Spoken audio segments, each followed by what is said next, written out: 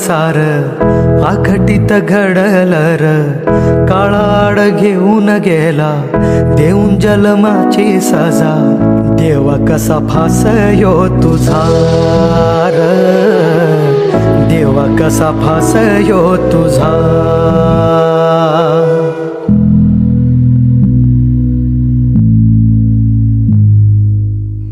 अंधारल घरदार शिवार